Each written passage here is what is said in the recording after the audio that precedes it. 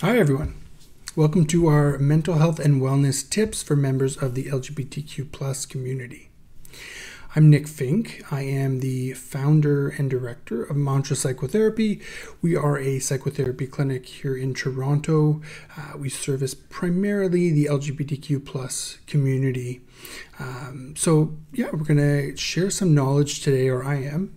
My co-facilitator Vanessa couldn't be here today, but we're going to share some knowledge. We're going to explore some of these mental health challenges and also some tips that members of the community can use to facilitate better mental health overall.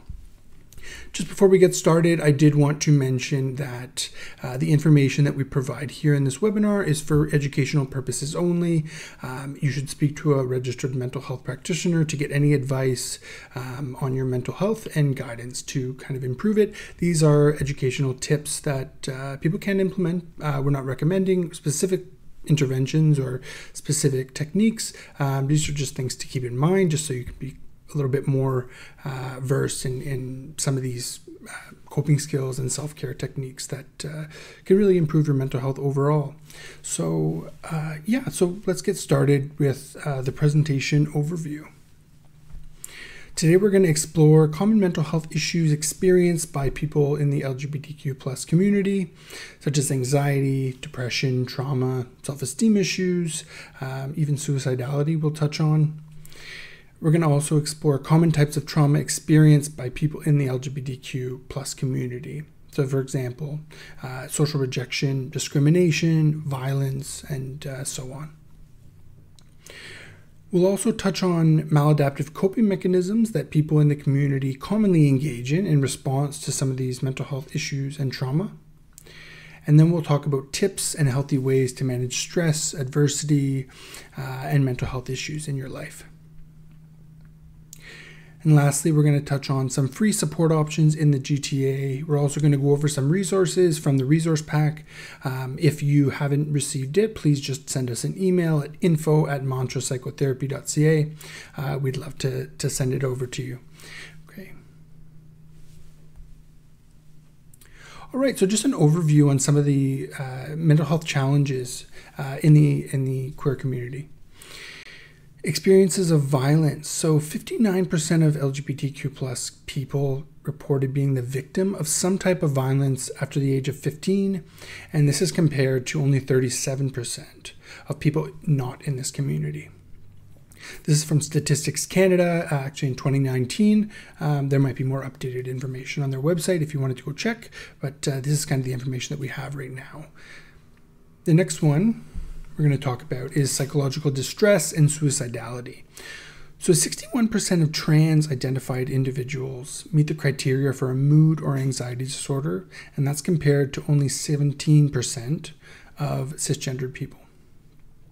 44% of trans identifying individuals also have seriously considered suicide, and that's compared to only 15% of cisgendered persons, again from 2019. Housing instability is another issue that people in the community commonly experience. 27% of queer people report experiencing housing instability or homelessness, and that's compared to only 13% of people not in this community. The use of substances to cope with violence specifically, so this is not generally, one's use of substance. It's specifically the question that was asked was, do you use substances to cope with the outcomes of violence? 24% of non-heterosexual people in Canada reported using substances to cope with some type of violence they've experienced since the age of 15, and that's compared to 10% of heterosexual people.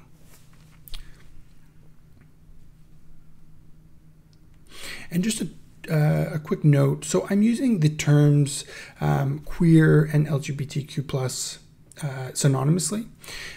So that's just kind of to clarify anything. The term that we prefer to use is more inclusive is LGBTQ+, LGBTQ2IA+. or 2SIA.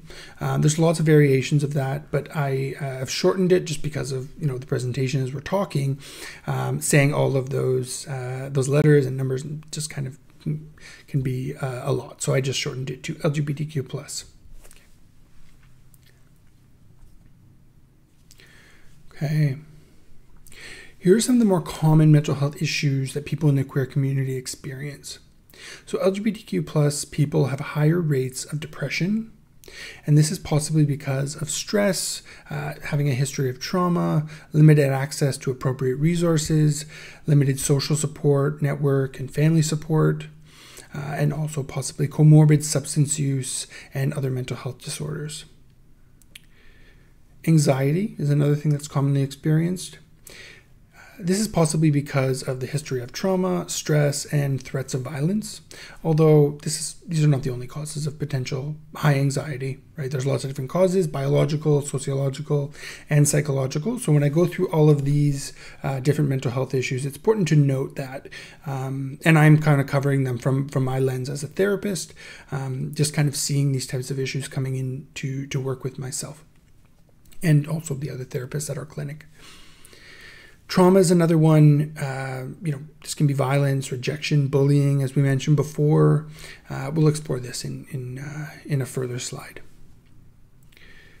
Self-esteem issues, one of the most common issues that I see working with gay cisgendered men, and I can't speak for the rest of the community, but that subcategory of the community is who I work with, and this is something that I would say most common in all of the issues that I work with. Self-esteem, and then next would be anxiety.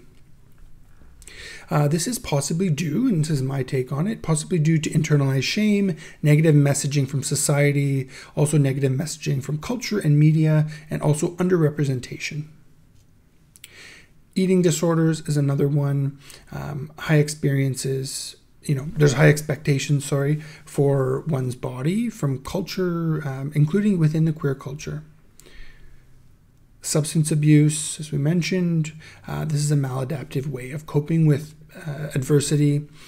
This more prevalent substance abuse use in the queer community is seen, in research and statistics, but also personally, as a therapist who works with these types of issues, I tend to see that more than I would typically expect, or would have typically expected when I began working with the community. Self-harm and suicidality is another one that is unfortunately very common.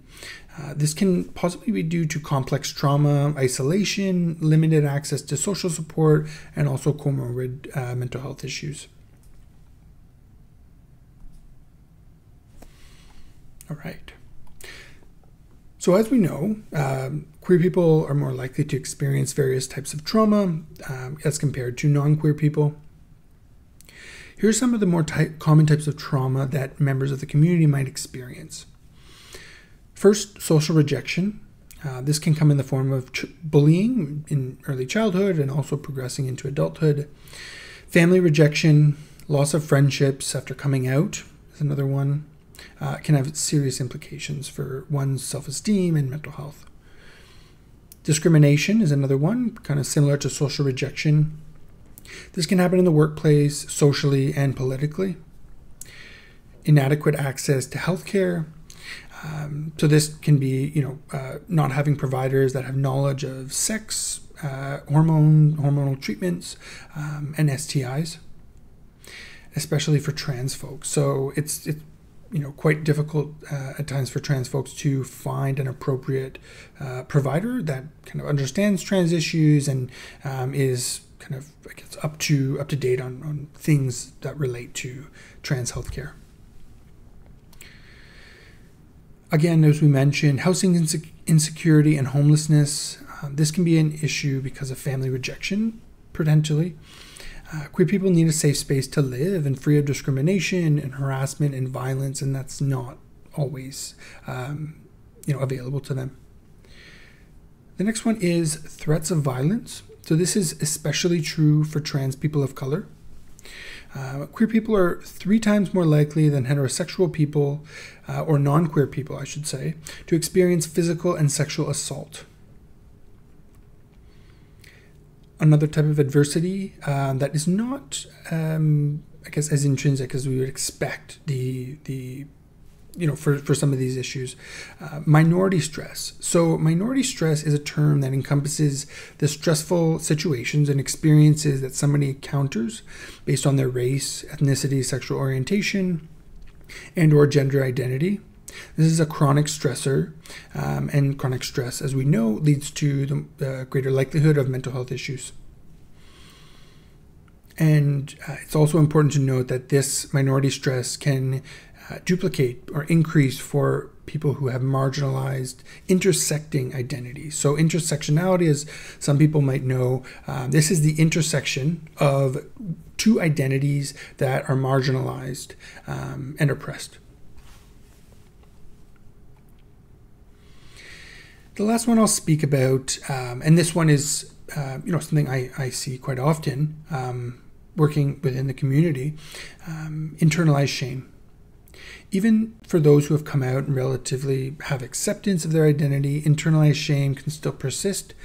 This impacts self-esteem profoundly, and I see that within a lot of my clients and things that they bring up. There's a lot of internalized shame that we're not always aware of, right? It can be translated to disliking parts of the community, of the queer community, and also disliking parts of ourselves, not showing certain aspects. For example, a gay cisgender man not wanting to display feminine attributes, though that can be considered internalized homophobia, if we explore it more, and it turns out to be that, but usually that comes from internalized homophobia.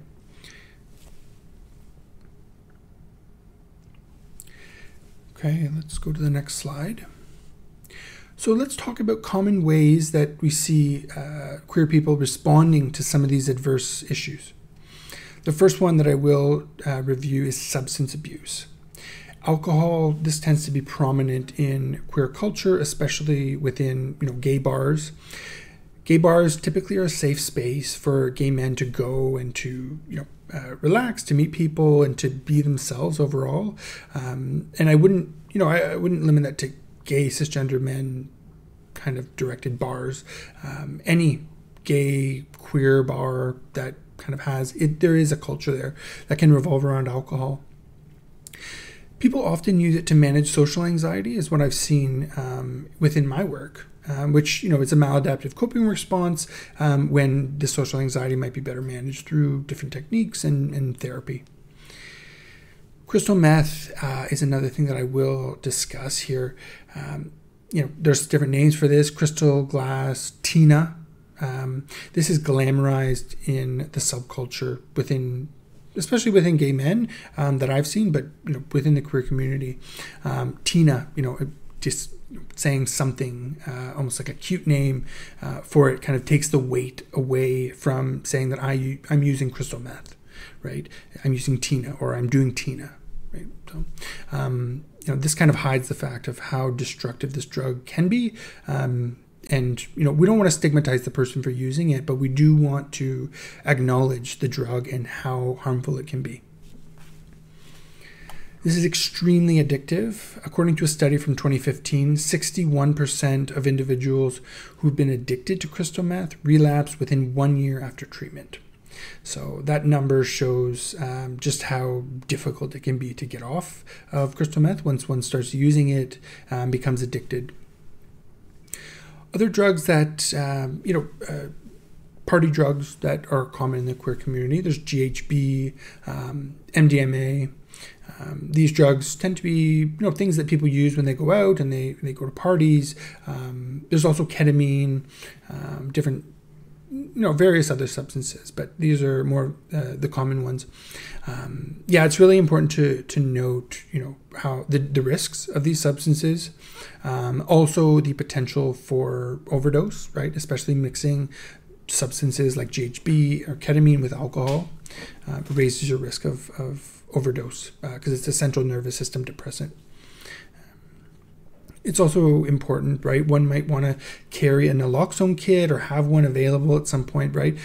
We've heard stories about different street drugs being cut with fentanyl, and fentanyl is extremely deadly. So getting a a naloxone kit would, it'd be a good idea for anybody who uses street drugs, just to remain safe. Yeah, it's also important to recognize some of the health risks of these substances, right? They alter your body's chemistry in a way temporarily, and it's good to speak to a healthcare provider. Some people might not want to speak to their healthcare provider, like a medical professional, a nurse practitioner, doctor, even nurse, just for various reasons, but it can be really important to get some safety tips from them, like things like maintaining hydration, just kind of having somebody to monitor you if you do decide to use. So that's something that we'd recommend. Definitely speak to a healthcare provider before using any substance like that.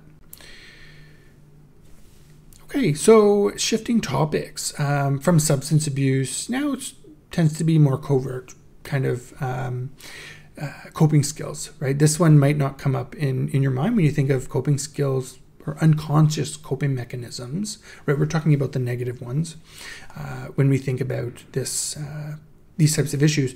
So overcompensation, perfectionism, overachievement, very common. I see in my work with members of the queer community. This can be like at work, social prowess, physical appearance, affluence. This can come in validation seeking through social media and physical fitness. Very common in the gay community, in the gay cisgender male community. A book on this topic that might be of interest to some people is called The Velvet Rage. A psychologist, and I forget his name right now, but you'll look it up and you can find the name. The Velvet Rage. It talks about a gay man's experience, a common gay man's experience from childhood to adulthood, and kind of having this sense of shame that drives our behavior, and then different ways that gay men try to fill this kind of this need, or kind of to manage some of this shame. And we talk about overcompensation and validation seeking for social approval and things like that. The author talks about that in depth, and it's also good to remember that this is not every gay cisgender man's experience. Take it with a grain of salt, but it does help bring to light some of these common issues with internalized shame and kind of almost this stuckness that a lot of gay men can experience in adulthood, and different ways to kind of manage that. So definitely a good book to read. The next thing I will discuss is overspending. So this, you might not think of this as a common coping technique as well, but this is something I see pretty often. Dopamine rush, right? People spend and they get this surge of dopamine, this reward feeling in their brain. It's often a distraction and a self-soothing. And the last one, disordered eating. So this can be tied to beauty standards. People in the community, especially the gay male community, put high value on physical attractiveness. There's also different kind of standards for those identifying as women, and body type of body standards and physical appearance. So can be quite harmful, and this is something that can be an outcome of that, and also coping with adversity. I won't go too much into disordered eating, but it can be associated with complex types of trauma as well. Okay. So what are some ways that we can manage some of these issues? One way that we can manage, of course, a lot of these issues is psychotherapy. This can help us to address trauma, whether it's identity-based, racial, childhood. It can also help us learn new coping skills. It can also help us manage unhelpful behaviors, manage negative thoughts and beliefs. It can help us explore our identity and also promote self-acceptance, and managing internalized shame and harmful societal messages that can be embedded into our kind of structure of the way we think about the world and ourselves, and often requires deeper exploration in psychotherapy to kind of explore that and change some of those beliefs. Social groups is another one that can be really helpful. There's a lot of LGBTQ plus social groups like substance use recovery, even just social meetup groups. There's sports leagues in Toronto that are directed towards the community, mental health groups, and things like that. Maintaining healthy boundaries within supportive relationships. This can be with your birth family, friends, chosen family, work. Right? Mindfulness and meditation. So a lot of people have an immediate reaction when we talk about this and think about mindfulness or meditation. I often find that it's people have negative views of it after trying it and struggling with it, right? You're maintaining attention, which can be very difficult, especially in our fast-paced environment where we are kind of always on the go, switching tasks, the next thing. Sitting with ourselves and our body and our thoughts, it can be really uncomfortable. But this can help to regulate our nervous system, can also help us to develop a healthy and compassionate relationship with ourselves. Aside from managing anxiety and stress and even depression, these things can really have a profound impact on our body and our mind. Journaling can be also very helpful. This can be, self-compassion type of journaling, just even reflection, right? You're exploring these thoughts and these emotions from an objective perspective in a way, right? Because you're writing it down on paper and then it's kind of almost separate from you. Those words are kind of separate from your experience, even though the experience is still within you. It can help us to process through emotions. Limiting social media use, this tends to be very difficult for a lot of people, including myself, even just kind of scrolling, even through the news or Facebook, whatever, right? Just kind of a type of stimulation. But this promotes a lot of toxic lifestyle expectations, especially towards beauty and even affluence and social status. We often compare our others' best moments that they post online to our life, right? Where we know that we have successes and failures. Our lives are not all glamour all the time. And this can kind of be daunting, kind of thinking that they have this thing that we don't and we feel like we'll never get. That can be a real struggle for a lot of people. Social media use also increases a sense of overstimulation. We're looking at hundreds of images, taking in so much information. Our bodies really aren't used to that. We're taking in so much, and it can kind of create rapid racing thoughts and things like that. And that's just kind of my take on it. But I'm sure there's research on it as well. But definitely social media use has been associated with mental health issues. Another thing you can do also is self-reflection. So this can be identifying behaviors like social withdrawal, unhealthy coping, emotions, automatic thoughts, keeping yourself in check, keeping that relationship going with yourself can be very important. To catch some of these unconscious things that actually perpetuate like a cycle that can promote negative mental health. You can do this through journaling, through mindfulness, and of course psychotherapy. There's also exercise. So exercise supports healthy endorphin release and neurotransmitter function. This can also reduce inflammation, and inflammation has been associated with clinical depression. Nutrition, avoiding processed foods. These can negatively impact your gut, and the gut can have an impact on the mental health. Eating diverse types of food and proper vitamin intake. So that's why it can be really important to meet with a medical professional who also might refer you to a dietitian or nutritionist to kind of balance that part of your diet, just to kind of promote better mental health. The last thing I will mention is maintaining a consistent and proper sleep cycle. So this promotes neurotransmitter function and endorphin function, reduces stress, depression, and anxiety. So sleep is one of those pillars, one of the three, right? So they're exercise, nutrition, and sleep.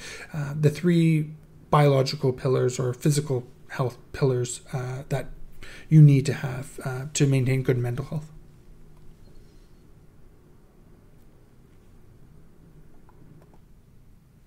Okay. So we're going to review some of the content from the resource collection that we'd sent to the subscribers for this webinar, but also you can get that if you send us an email. We'd be happy to send it to you. It's 25 pages, I believe, and there's lots of resources, tips, educational sheets, and things like that. So to be helpful to members of the queer community. The first one that I will review here is some tips for managing anxious thoughts. So as you'll see in the resource guide, identifying cognitive distortions. Cognitive distortions are emotional ways of thinking. They can be biased. They're also known as like thinking traps. This can include like all or nothing thinking, overgeneralization, catastrophizing, should statements.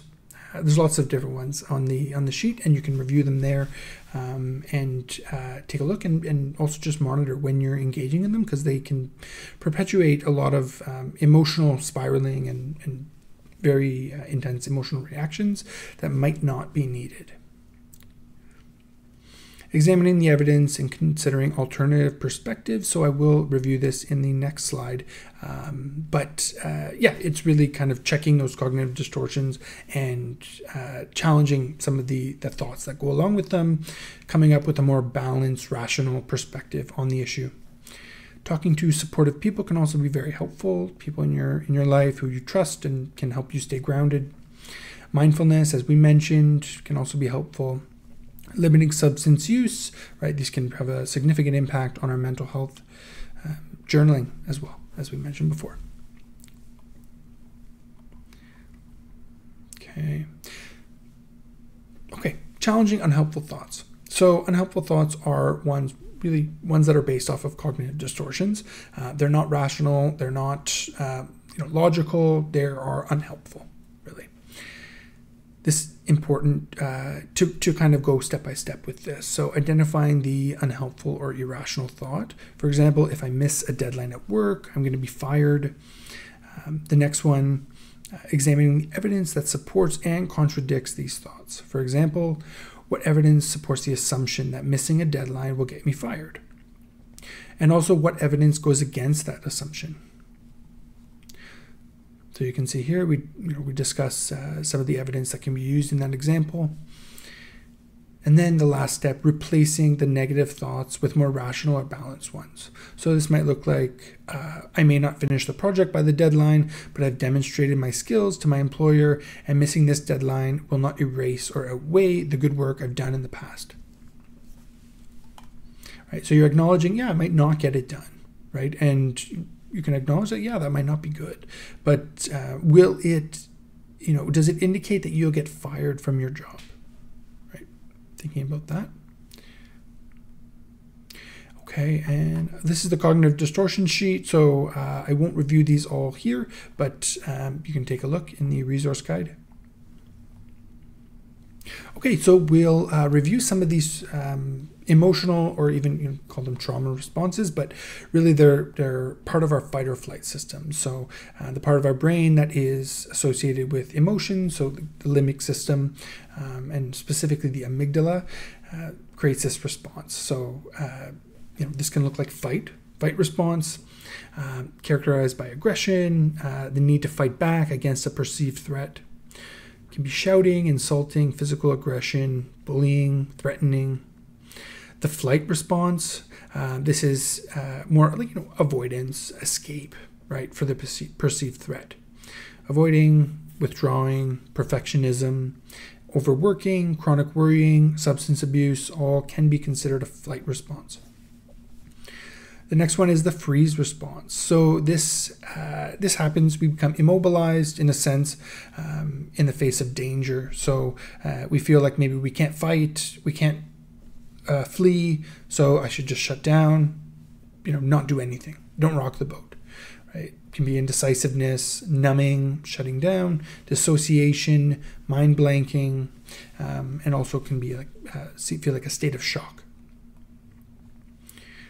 Last is the fawn response. So this one is less commonly known. This can look like people-pleasing, conflict avoidance, over-forgiving, high agreeableness, over apologizing, and lack of individuality, right? So depending on the approval or affirmation of others to maintain a sense of identity.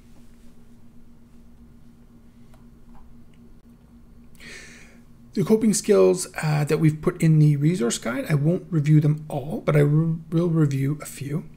So body scanning, this is a mindfulness exercise, can really help to ground yourself, maintain attention on your body and your mind.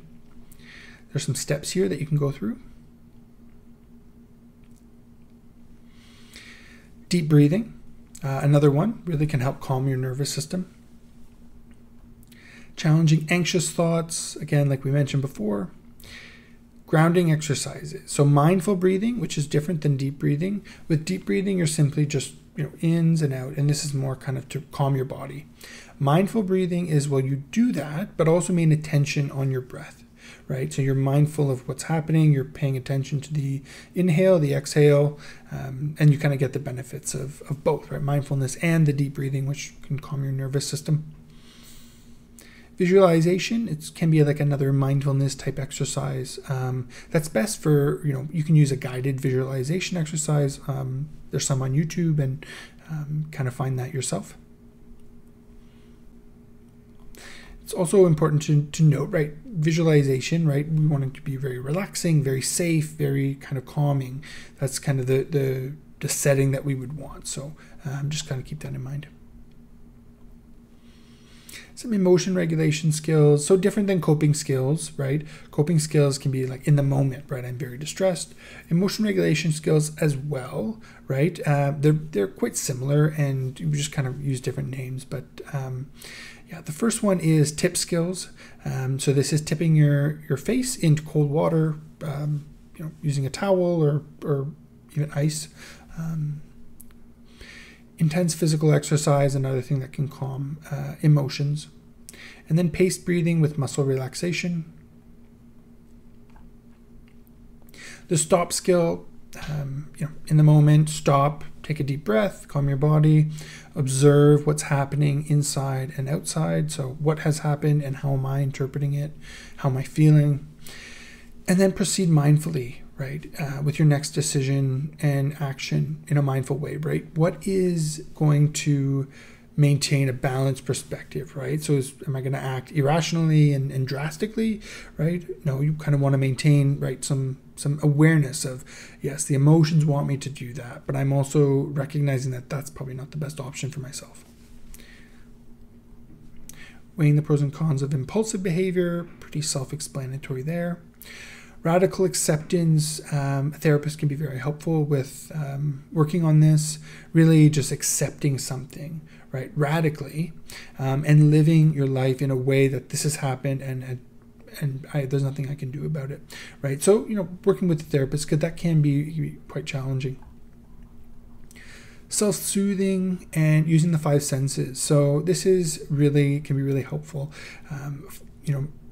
Observe 5 things you can see, 4 things you can feel, 3 things you can hear, 2 things you can smell, and 1 thing you can taste.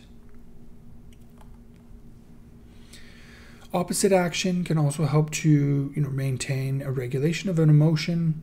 Basically, you're doing the opposite that the emotion wants you to do. So the emotion is the fight response. It wants you to yell, talk quietly and slowly, right? Very respectfully, and kind of try that.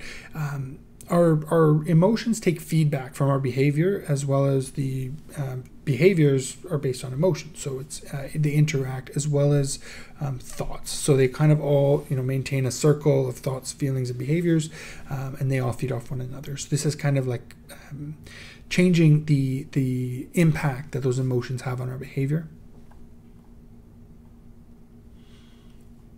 Mindful awareness, another one, and reframing. So we've reviewed these, they're just different terms for it, right? Reframing is recognizing, those unhelpful thoughts and reframing it to a more balanced perspective.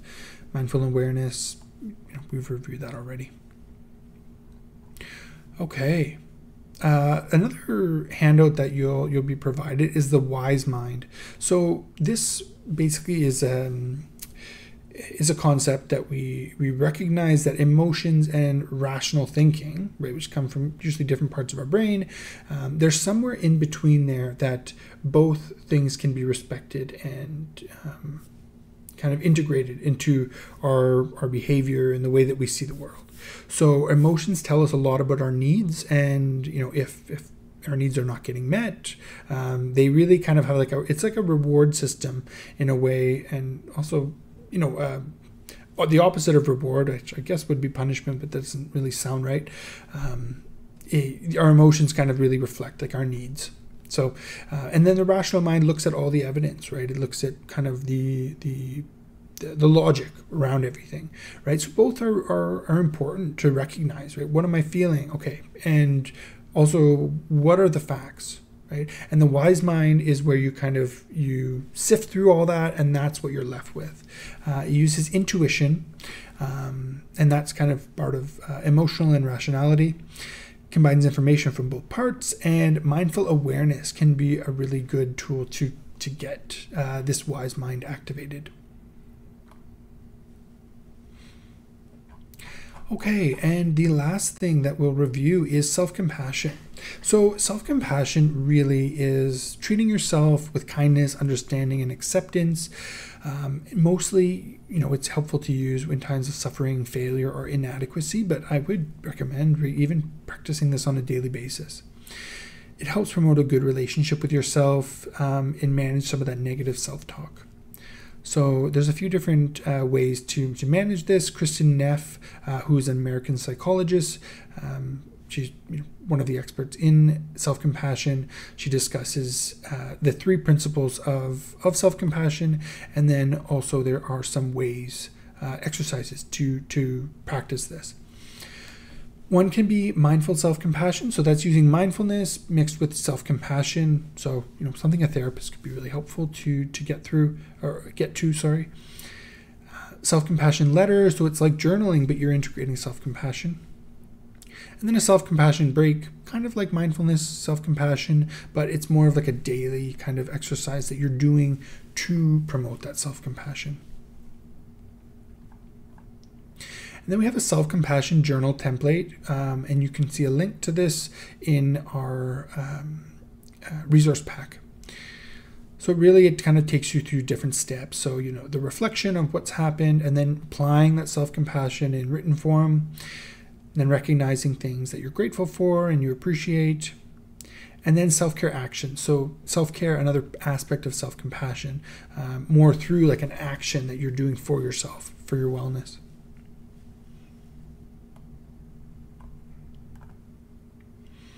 All right, so if you're looking for a therapist to work with who understands queer issues, our whole team at Mantra Psychotherapy, we're all versed in queer issues and supporting the queer community. So it's very, it can be helpful to have somebody, a therapist that understands those issues. So if you're looking for some support, feel free to reach out, book a free consultation. You can book one with any one of us, or you can book one with multiple therapists at our clinic, just to kind of see who's the best fit for you. So we have our student Vanessa, who works right now and charges $45 a session. That's our student fee. And then our other therapists range from $130 to $165 so per session. So yeah, something to keep in mind if you're looking for some support on queer issues, or even not related to queer issues. So here are some crisis resources that we wanted to include in the presentation. So we have Canada's Suicide Crisis Helpline, Talk Suicide Canada, Distress Centers of Toronto, Gerstein Crisis Center. But it's also important to recognize if you or somebody who you're close to is experiencing thoughts of suicide or self-harm and is in danger to harm themselves, it's important to call 911 or go to your nearest emergency department. That's a measure for safety. Some other free support services in Toronto. So we have Sherborne Health. They provide services including counseling services to the community, also healthcare services. Friends of Ruby, another service that's community-based counseling and for members of the community. And then Wood Green, this is a general walk-in clinic. It used to be Tuesdays and Wednesdays. You might have to check their website to make sure that that's still the days that they offer the walk-in clinic. And then HQ Toronto, so it's a relatively new healthcare center. So they do work with mostly with gay men and trans folks on sexual health, mental health, those two issues mostly, and substance abuse as well. If you're interested in some more handouts and worksheets, you can follow us on Instagram or Facebook. There's lots of educational content, infographics, links, articles, and things like that. You can also go to our website and go to the resources section for handouts, worksheets, book recommendations, articles written by myself and also by our student Vanessa. And then you can sign up for our newsletter. And that you can go to montrealpsychotherapy.ca and go to our newsletter. There's a form, a little box that you fill out just with your email, and we'd be happy to send you those resources each month, and you'll get some updates on our clinic. We share free resources and tips and things that can be helpful. So yeah, we'd love to have you subscribe if you think you'd benefit. All right, so we won't do a Q&A because this is a recorded session, but feel free to send any questions to info@montrealpsychotherapy.ca. We typically don't monitor our YouTube comments, so in emailing us would be helpful. We can get back to you as soon as we can. All right, so I hope everybody found this presentation helpful and informative, and the resource pack has a lot more in there. So if you didn't get one, feel free to send us an email. We'll send it over to you. But yeah, thank you so much, everyone. Bye.